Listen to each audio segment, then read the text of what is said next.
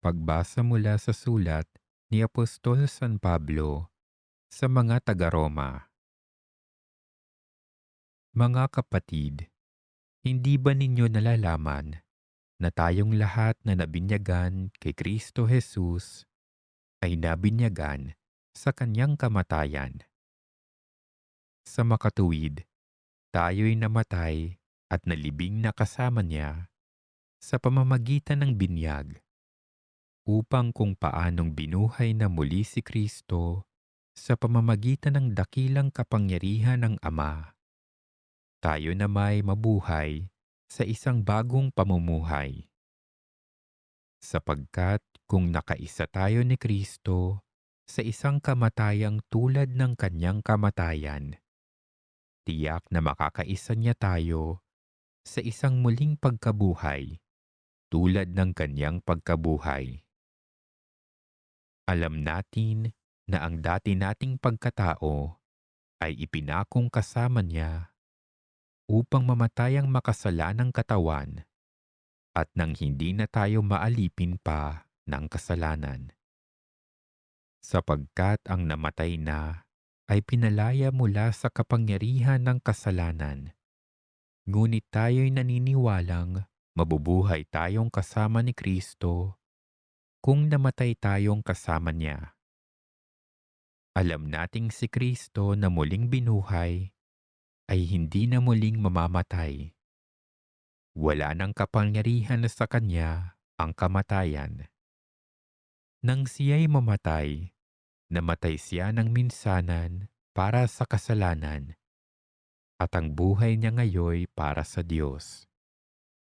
Kaya dapat ninyong ibilang ang inyong sarili na patay na sa kasalanan, datapwat buhay naman para sa Diyos sa inyong pakikipag-isa kay Kristo Jesus.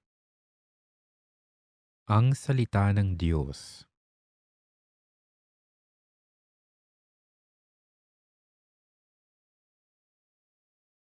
Alleluia, alleluia, alleluia. O pasalamatan ng Diyos na Panginoon, pagkat siya'y mabuti. Ang kanyang pag-ibig ay napakatatag at mananatili. Ang taga-Israel, bayaang sabihit kanilang ihayag. Ang pag-ibig ng Diyos ay hindi kukupas. Alleluia, alleluia, alleluia.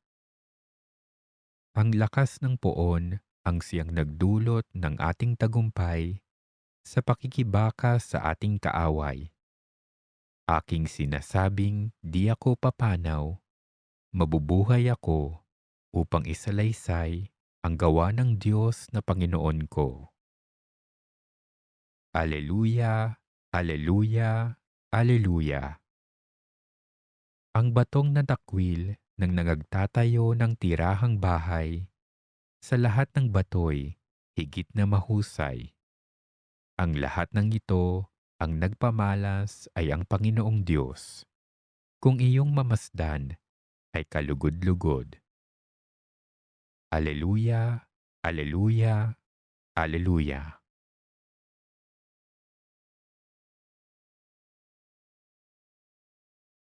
Ang mabuting balita ng Panginoon ayon kay San Marcos.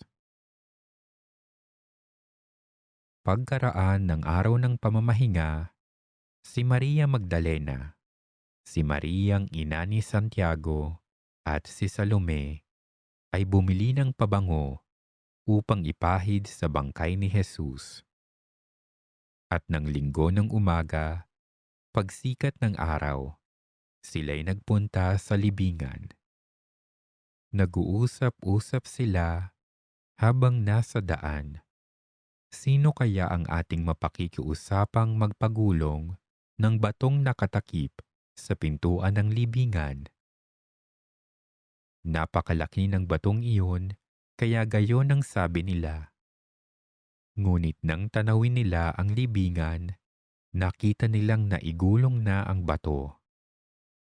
Pagpasok nila sa libingan, nakita nilang nakaupo sa gawing kanan ang isang binatang nararamtan ng mahaba at puting damit, at sila'y natakot. "Huwag kayong matakot," sabi ng lalaki. "Hinahanap ninyo si Jesus ang taga-Nazaret na ipinako sa krus. Wala na siya rito, siya'y muling nabuhay. Tingnan ninyo ang pinaglagyan sa kanya.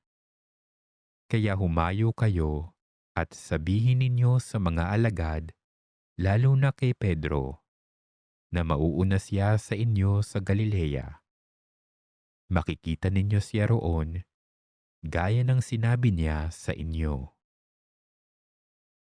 Ang mabuting balita ng Panginoon.